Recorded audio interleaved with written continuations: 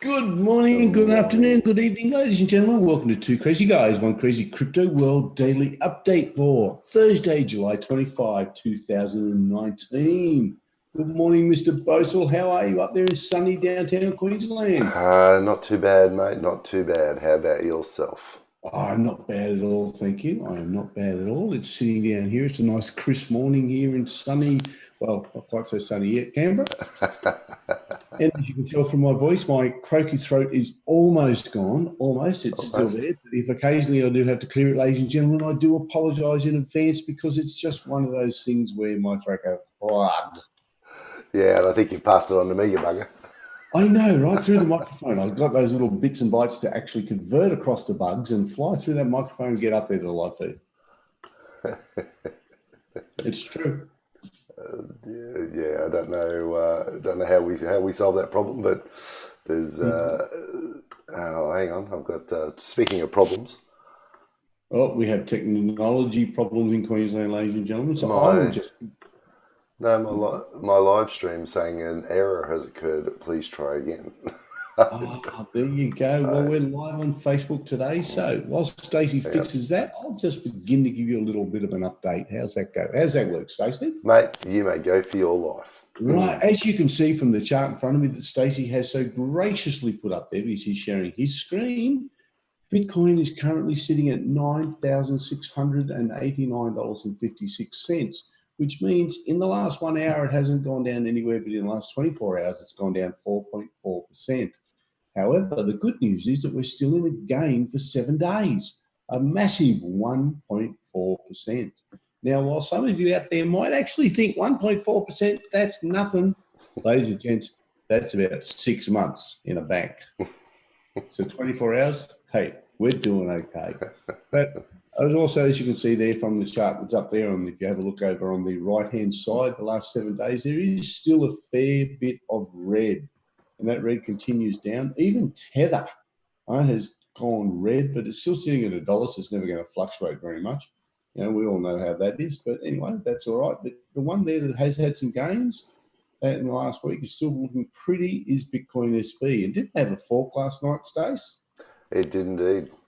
All right, and the Updated fork, their software. yeah, they've updated their software. So you can see there on the chart on the right-hand side, it actually did start to climb after that, and that's why it's come back a little bit. So everything else, though, well, most of them, they're all sitting there. Now, something we haven't updated you on in a couple of days is my favourite, the good play one that's sitting down there. Now, if you remember last time we looked, Redcoin was sitting at 117 in the list and was trading at around about 0.00002 something. Right? I'm bringing it up. Bringing it up now for you. He's bringing it up here, ladies and gentlemen. There it is. Look at it. It's 24 hours. It's down 1%. It's 7 day. It's up 8.3%. And its current rank is what, Mr. Bosel? It was 108. 108, so It's gone up about 9 spots. But more importantly, this is a really good indication of how the market's gone over the whole thing because it was trading at 0.002. Now it's sitting at 0.013. It actually lost half of its value in the last, or 32% of its value in the last 14 days, and 43% of its value in the last 30 days. Now, while some people may go, "Oh my God, I bought $100 million worth of Redcoin," well, firstly, stop taking drugs, but second, don't worry about it because it's been down here before and it will go back up. It'll get back up to the 0.002. So therefore, you'll think you've doubled your money. You're having a really good day. Yeah, well, it's right across the board. If you look at the market cap, we've had a bit of a drop down in the total market cap in across the board. So we're down, sitting around 269 billion at the moment. No, it's 267 billion right now, Mr. Bosel. It's dropped another couple of billion, but mind you, the way that this market moves, it'll probably go back up there any second.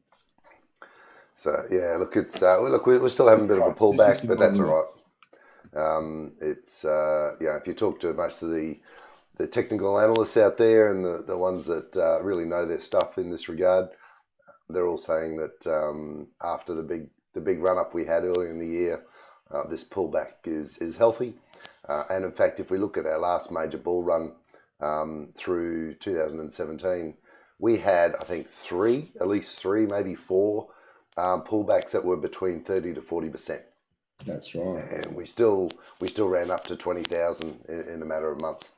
So historically, Bitcoin has doubled its value every 2 years, I think it is. Mm-hmm. All right. So, and maintained that doubling. So therefore, I think it's more than that.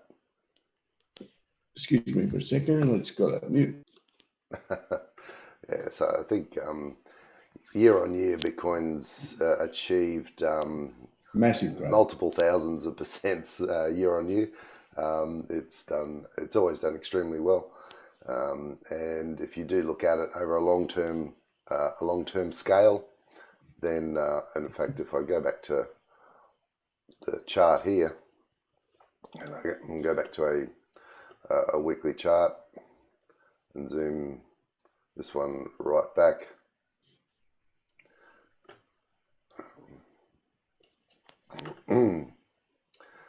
Then you can see, and this is going back to 2014, so that there's obviously a lot more data that goes right back to 2009, but it's not on this charting tool.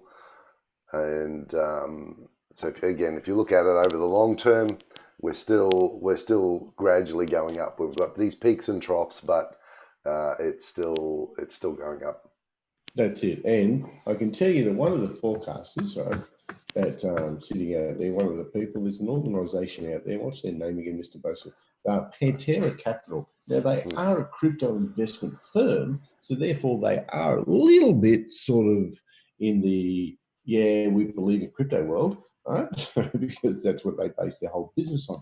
But they've actually done some forecasting on Bitcoin, and they reckon that even though the price is sitting around about that 9 to 10,000, sort of fluctuating up and down a little bit, all of their forecasting did indicate that this would happen, that it would go down. But their forecasting has Bitcoin sitting at $42,000 by the end of 2019.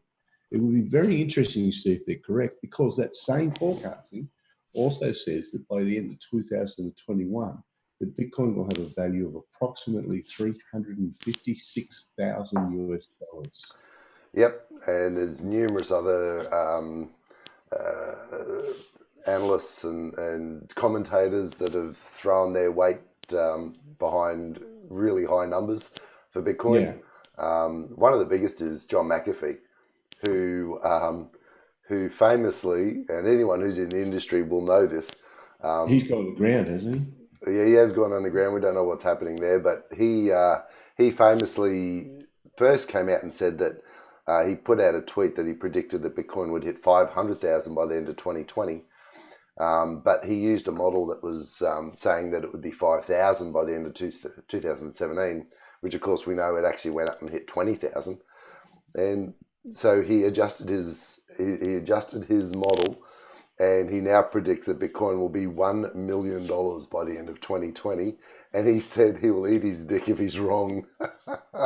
Well, that tells me two things. One, he's either very, very flexible, or two, he has a very large appendage.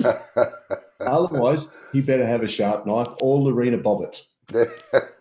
And funnily enough, there are people who have made sites to track this, and one of them is called The Dickening.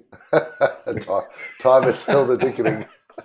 So he's going to do it on national TV. That's what he said. Yeah. And I've heard a couple of interviews with him since, and he reckons that mathematically it's impossible for him to lose. So he's not the slightest bit concerned about having to do it, he reckons. You know what? I reckon if it doesn't hit $1 million by the end of 2020, he's going to be thinking, I think I lost. And his wife will probably be saying, you're not eating that.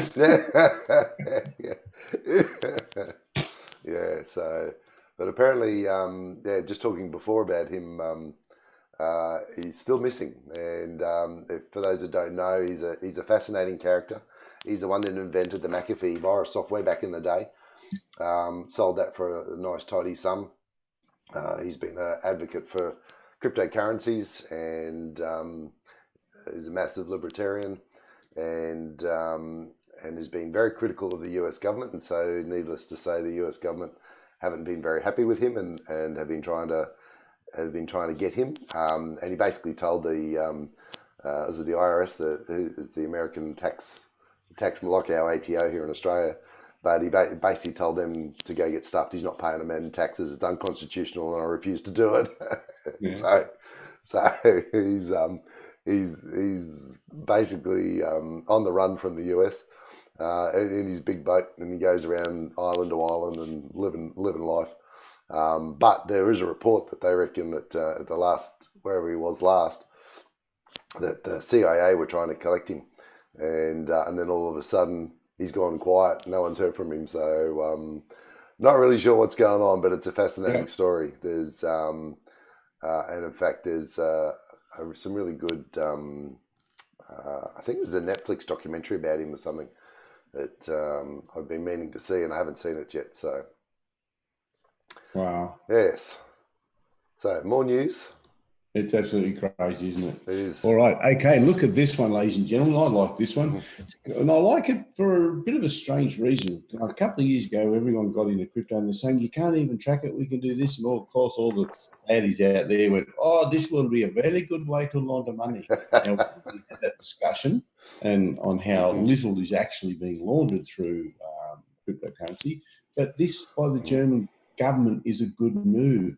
As at next year, they're going to require a BaFin license to operate cryptocurrency businesses. Now, what that is, I think, and please correct me if I'm wrong, all those financial advisors out there, because we are not financial advisors, No, and I think it's considered financial advice. No. But it looks like, from the reading of it, that the BaFin issued license is equivalent to the Australian Financial Services license.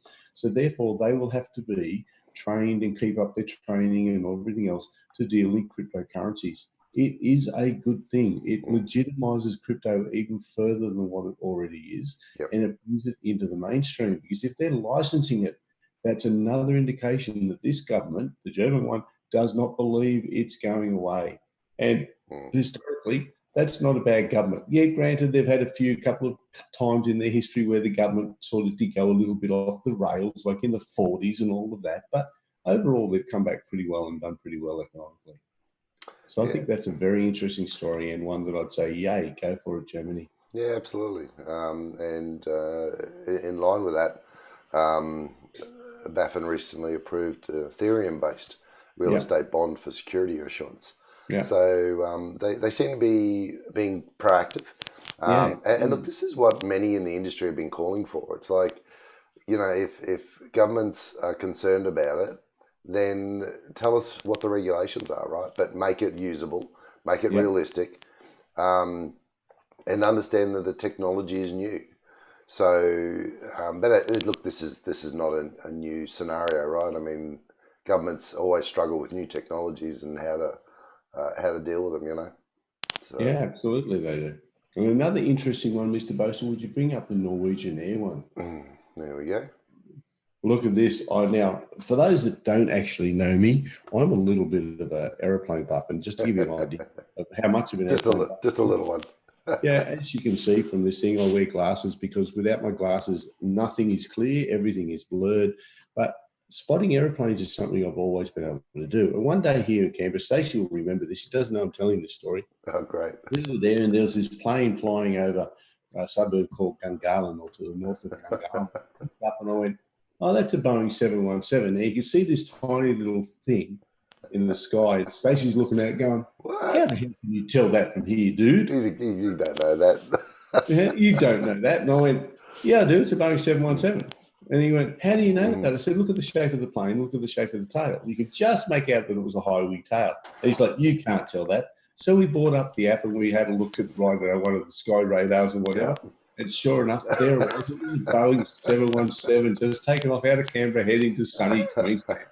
Stacey's going, oh my God, you can't see 15 feet in front of him, but you can see that. That's right. So anyway, that's just a little side story. But here you go. Bitcoin payments are priority for Norwegian Air, one of their Norway's low-cost airline. And their people, the family that own the Kojos, and I probably have pronounced that incorrectly, they're well known as the fact that they've got lots and lots of cryptocurrency, and they're worth quite like $500 million in their own worth. Yeah, right. So they're going to start allowing payments in cryptocurrency. They're even opening up their own cryptocurrency exchange. I think it's in there what it's called. I can't remember. It's coming up. But they're going to have payments, and they're one yet another airline, because there are a few that are accepting cryptocurrency as payments for their services. Yet another example of how it's becoming more and more mainstream. Absolutely. Well, they start in these little countries like that.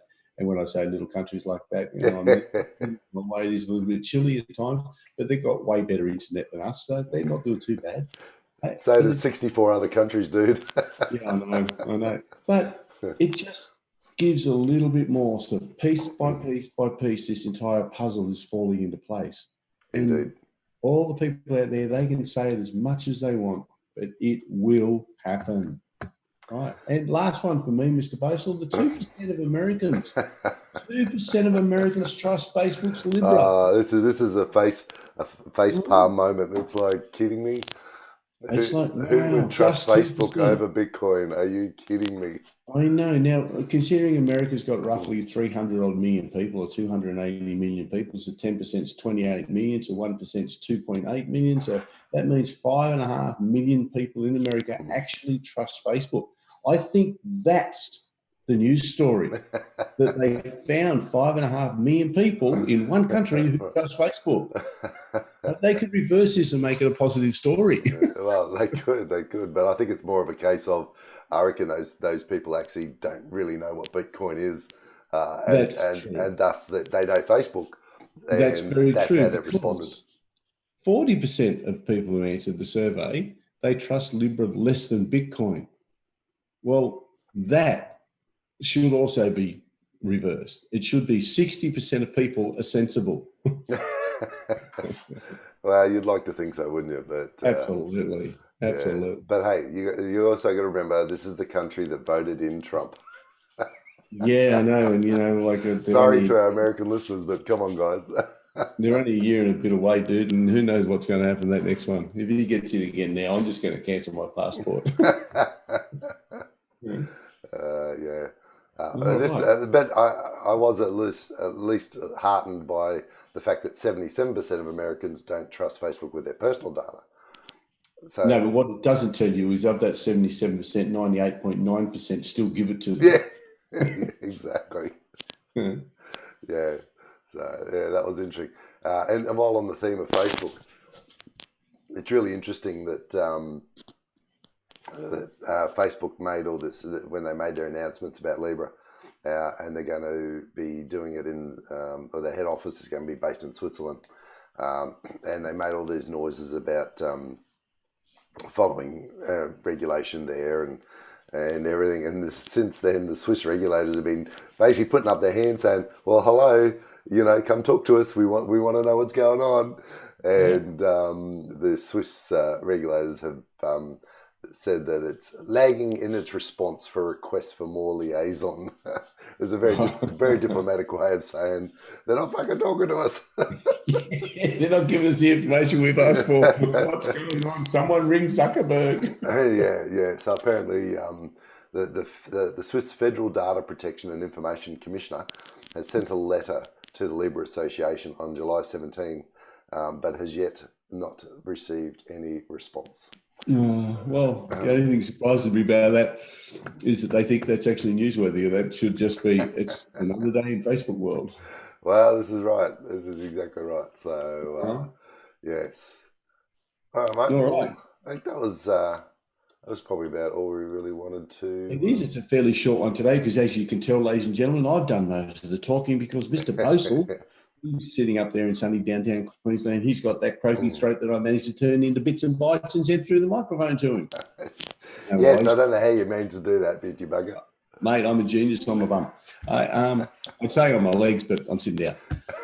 You know why I did it, ladies and gentlemen? He's in Queensland where he's nice and warm, and I'm here in Canberra, so I need to give him a dose of what it's like because it's been almost a year since he left this sunny part of the world. Almost, yeah. It was mid-October. Almost a year.